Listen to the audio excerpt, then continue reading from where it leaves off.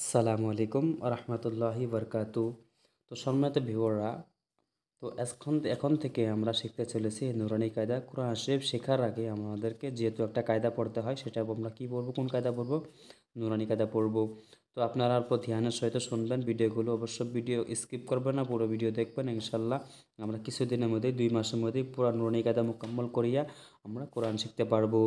যখন আমাদের কায়দা শেষ হয়ে যাবে, তখন ইনশাল্লাহ আপনারা অবশ্যই আপনারা কোরআন শিখতে পারবেন, কোরআন পড়তে পারবেন। হ্যাঁ, দেখেন, এটা হচ্ছে কি? আলিফ। এটা আমার সাথে বলেন, আলিফ। বা, তা, সা।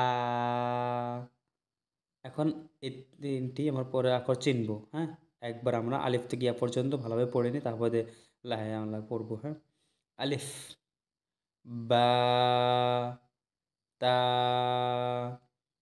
সা, জিম, হা, খ, দাল, জাল, র, জা, সিন, শিন, صاد, ضاد, ط, ظ, عين, غين, فا,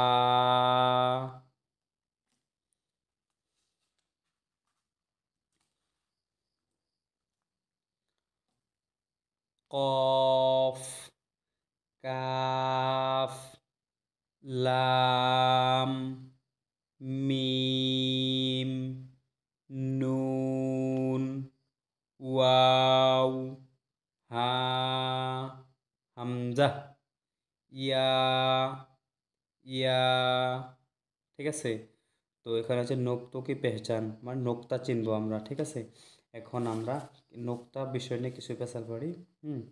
এই আখরগুলো মনে রাখার জন্য আমাদেরকে না, এই নোক্তাই সবচেয়ে বেশি সহজ করে দেবে আমাদেরকে। ঠিক আছে, তো আখরগুলো কিভাবে আমরা চিনাক্ত রাখবে? এটা বা, এটা তা, এটা সিন, এটা শিন, এটা সোয়াত, এটা দোয়াত, এটা আইন, এটা গইন। এটাকে আমরা কীভাবে চিনাক্ত করে রাখবো, এখন এই বিষয় নিয়ে একটু আলোচনা করে দেখেন। ওটি সংক্ষেপ করে দেব।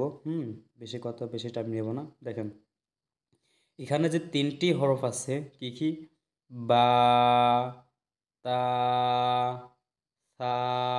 তো এখানে কিন্তু তিনটি আছে। ঠিক আছে, হ্যাঁ, এখানে পার্থক্যটা কি দেখেন, দেখতে পারছেন কি? আপনারা বুঝতে পারবেন কি? নতুন যারা হয়তো আপনি দেখতে বুঝতে পারবেন না, আমি বলে দিই। দেখেন, এখানে কিন্তু বার নিচে একটি নুক্তা, মুখস্থ করবেন। হ্যাঁ, এমন এমন করে বার নিচে কয়টি নুক্তা আছে? একটি নুক্তা, তার উপরে দুইটি নুক্তা, তার উপরে তিনটি নুক্তা। দেখেন, আপনারা মুখস্থ করে নেবেন। সার উপরে তিনটি নুক্তা, তার উপরে দুইটি নুক্তা, বার নিচে একটি নুক্তা। ঠিক আছে, বার উপরে কিন্তু নুক্তা নেই। হ্যাঁ, তো দেখেন, যদি তিনটি নুক্তা আসে উপরে, এরকম চিহ্নর উপরে, তাহলে কি হবে? সা। যদি এই চিহ্নর উপরে যদি কি আসে, দুইটি নুক্তা আসে, তাহলে তা। যদি নুক্তা একটি আসে উপরে, যদি খালি থাকে, যদি তলে আসে, তাহলে কি হবে? সেটা হবে বা। তো তিনটির মধ্যে পার্থক্য হলো কোনটি? নুক্তা নিয়ে। তো বার নিচে একটি নুক্তা, তার উপরে দুইটি নুক্তা, তার উপরে হচ্ছে তিনটি নুক্তা। আলিফ, বা, তা, সা। ঠিক আছে, দেখেন, আমি আমি কেমনে পড়েছি, অবশ্যই আপনারা শুনতে পারছেন। আমার মতন করে টেনে টেনে পড়তে হবে কম। ঠিক আছে, যদি এখন না টানেন, পরে কিন্তু আপনাদের পড়তে অনেকটাই জুলুম হয়ে যাবে আপনাদের জন্য। সেই জন্য এখন থেকেই আমি যেমন যেমনকে বলবো, আমার সাথে তেমনি করে বলেন, ইনশাআল্লাহ কোরআন ভালোভাবে শিখতে পারবেন। আমার সাথে বলেন, বা, তা, সা। ঠিক আছে, এখন দেখেন, এই তিনটি অক্ষর চিনব। জিম, হা, খ। দেখেন এই তিনটের আকৃতি কিন্তু একই। এটাও যে আকৃতি আছে এটাও একই, এটাও একই। তিনটি আকৃতি একই, একই না নাই? জিমের আকৃতি একই, হার আকৃতি একই, খর আকৃতি একই। কিন্তু পার্থক্য হচ্ছে, কি পার্থক্য করা হচ্ছে এখানে? নুক্তা দিয়ে। যদি জিমের মাঝে, হ্যাঁ, একটি কি আছে, একটি নুক্তা আছে, যার কারণে এটা কি হয়েছে? জিম। এই জন্য আমরা আমরা এটাকে চিনাক্ত করব কি নিয়ে? জিম, যে জিমের পেটে কি আছে? একটি নুক্তা। হুম। আর যদি নোক্তা ছাড়া থাকে তাহলে সেটা হবে হা। আর যদি উপরে থাকে এই, হ্যাঁ, খর উপরে, তাহলে কি হবে সেটা? খ। তাহলে দেখেন এই নোক্তা যদি আমরা যদি না থাকে তাহলে কেমনে চিনবো? আমরা যদি বলি জিম, এটাকে জিম বলবো না এটাকে জিম বলবো? এখন বলি হা, এটাকে হা বলবো না এটাকে হা বলবো? হ্যাঁ। এখন যদি খ, এটাকে খ বলবো না এটাকে খ বলবো? এই শব্দকে চিনাক্ত করার জন্য কোনটা কেমনে চিনবো আমরা? এ নোক্তা দিয়ে। যদি মাঝে একটি নোক্তা থাকে তাহলে এটা জিম। আর যদি নোক্তা ছাড়া থাকে তাহলে এটা হলো হা। আর যদি একটি নোক্তা থাকে, সেটা যদি উপরে থাকে, তাহলে এটা হবে খ। হুম। এখন আমার সাথে বলেন, আশা করি পার্থক্য বুঝতে পারছেন। পরে আগে যাচ্ছি। জিম, হা, খ। আমার মতন করে টেনে টেনে পড়বেন, হ্যাঁ? বা, এখান থেকে পড়ে দেখেন। আলিফ, বা, তা, সা, জিম, হা, খ, দাল, জাল। দাল জালের আকৃতি একই, কিন্তু চিনাক্ত, আমি যদি এটাকে জাল বলি, যদি এটাকে দাল বলি, হবে কি? হবে না। কিন্তু এটাকে চিনাক্ত করার জন্য একটি আছে কি, সেটা হচ্ছে নুক্তা।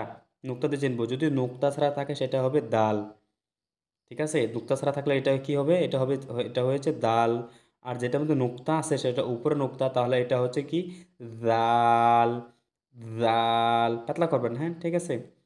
দাল, দালটা শক্ত হবে, জালটা পাতলা হবে। জাল, জিবাটা ঝিনঝিন করবে, ঠিক আছে? জাল, টানবেন, হ্যাঁ, প্রত্যেকটি হরফ টানবেন, হ্যাঁ। আলিফ, বা, তা, সা, জিম, হা, খ,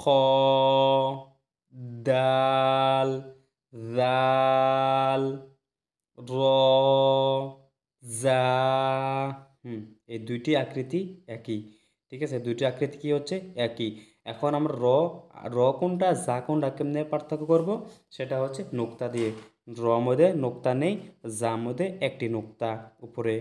ঠিক আছে? সিন, শিন। সিন আর শিনের মধ্যে দুইটাই কিন্তু একই রকম দেখতে, কিন্তু পার্থক্য হচ্ছে কোনটা? নোক্তা নিয়ে। সিনের মধ্যে হচ্ছে নোক্তা নেই, সিনের মধ্যে কি নেই? নোক্তা নেই। আর শিনের মধ্যে কয়টি নোক্তা আছে? তিনটি। সিন আর শিন আকৃতি একই, কিন্তু পার্থক্য হচ্ছে নোক্তা নিয়ে। তো নোক্তা যদি উপরে থাকে তাহলে সিন শিনের মাঝে, তাহলে সেটা হবে শিন। আর যদি নোক্তা ছাড়া থাকে সেটা হবে সিন। আশা করি বুঝতে পারছেন। আমার সাথে বলেন। র, জা, সিন। বাসির মতো আওয়াজ বের করবেন, হ্যাঁ। সিন, শিন, সদ, দদ। একই কিন্তু দুইটি আকৃতি। সদ দদের পার্থক্য হচ্ছে নোক্তা ছাড়া আর নোক্তাওয়ালা। যদি নোক্তা থাকে তাহলে দদ, আর যদি নোক্তা ছাড়া তাহলে সদ। ঠিক আছে? যদি নোক্তা ছাড়া তাহলে সদ, আর যদি নোক্তা থাকে তাহলে এটা কি? দদ। আশা করি বুঝতে পারছেন, ভালোভাবে বোঝাতে পারছি, হ্যাঁ। র, জা, সিন, শিন, সদ, দদ, ত, জ। ত, জ আকৃতি একই, পার্থক্য হচ্ছে নোক্তা। নোক্তা, যদি নোক্তা যদি নোক্তা না থাকে তাহলে ত, যদি নোক্তা থাকে তাহলে জ। মনে রাখবেন কথাগুলো। হ্যাঁ, আপনারা আলিফ থেকে ইয়া পর্যন্ত যেভাবে বলে দিচ্ছি এভাবে একদম শুদ্ধভাবে আমার সাথে বলেন, ইনশাআল্লাহ আপনাদের শুদ্ধ হয়ে যাবে, হ্যাঁ। ত, জ, আইন গইন আইন গইন। দুইটি কিন্তু আকৃতি একই, পার্থক্য হচ্ছে নোক্তা নিয়ে। আইন কোনটা গইন কোনটা পার্থক্য নির্ণয় করবো নোক্তা দিয়ে। যদি নোক্তা ছাড়া থাকে তাহলে যার মধ্যে নোক্তা নেই সেটা হলো আইন, আর যার মধ্যে নোক্তা আছে সেটা হবে গাইন গইন। ঠিক আছে। র, জা, সিন, শিন, সদ, দদ, ত, জ, আইন, গইন, ফা। ঠিক আছে।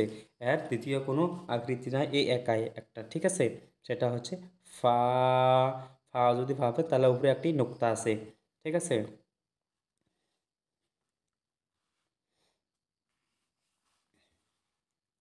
তো এরপরে হচ্ছে কফ, কফ, কাফ। কফের মধ্যে যদি কফ বলা হয় ভাববেন দুইটি নোক্তা আছে, আর কাফ দুই আমরা যখন পড়ি দুইটি কিন্তু একদম মিশ করে পড়ি, এই জন্য এটা মোসাবা লাগে। সবাই একটু একটু ধ্যানে রাখবেন, এই দুইটার জন্য আলাদা হয়। ঠিক আছে। কারণ কফের জায়গায় কাফ বলা যাবে না, কাফের জায়গায় কফ বলা যাবে না। হ্যাঁ, হ্যাঁ দেখেন, এই কফ, কফ, কফ যে বলা হয় একদম গলায় থেকে আওয়াজটা টেনে বলা হয় কফ, কফ। আর কাফ বলা হয় মুখের থেকে সাধারণ আওয়াজ থেকে। ঠিক আছে।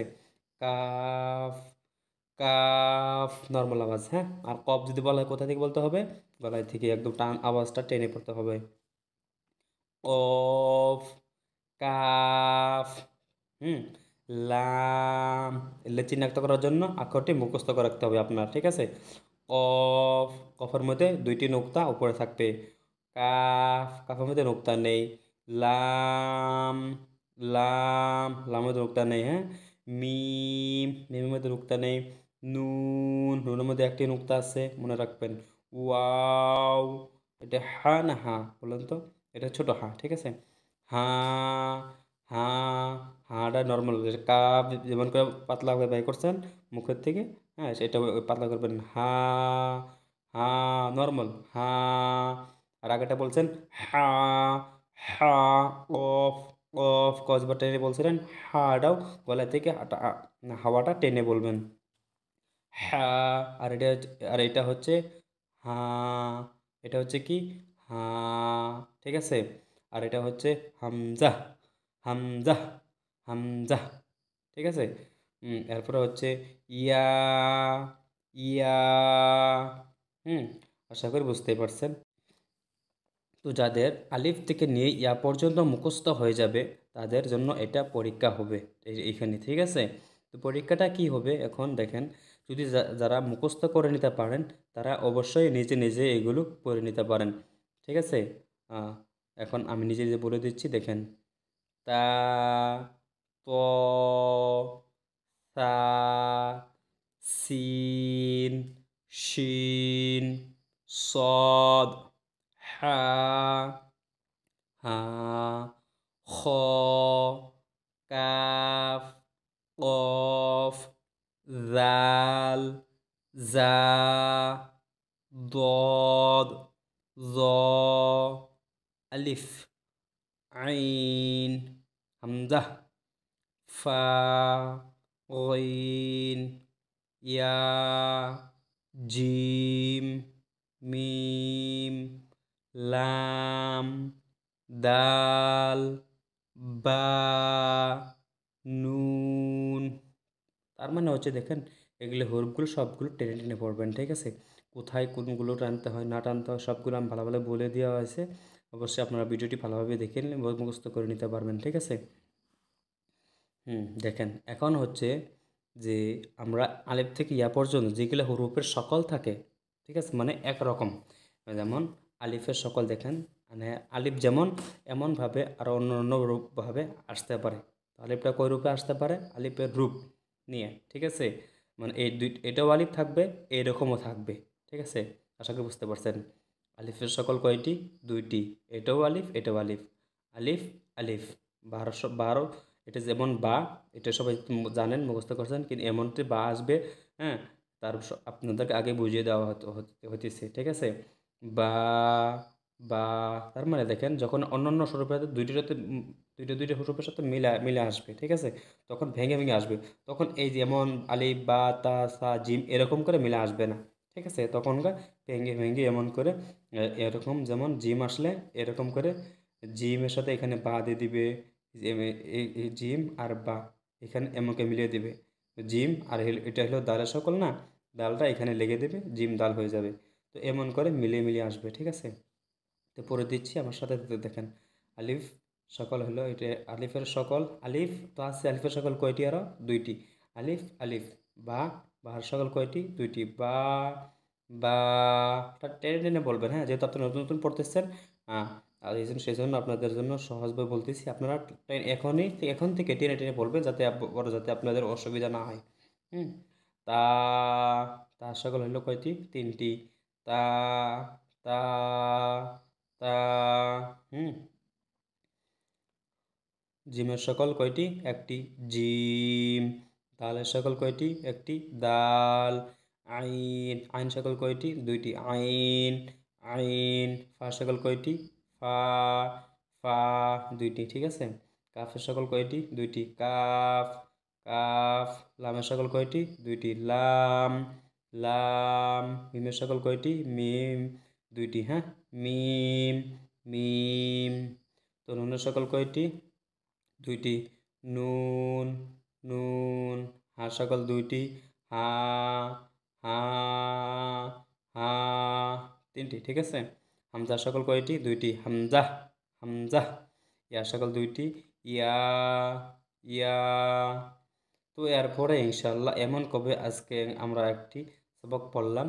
তো এইভাবে আমরা রেগুলারভাবে একটা একটি সবক নিয়ে আসবো, এমন এমন একটি ভিডিও নিয়ে আসবো। যদি ভিডিওগুলো ভালো লেগে থাকে অবশ্যই আপনারা চ্যানেলকে সাবস্ক্রাইব করবেন, হ্যাঁ, অবশ্যই এমন ভিডিও পাওয়ার জন্য। তো ভিডিও এই পর্যন্তই ছিল। যারা আপনারা পুরো ভিডিও দেখছেন তাদের সবাইকে ধন্যবাদ। আসসালামু আলাইকুম ওয়া রাহমাতুল্লাহি ওয়া বারাকাতুহু।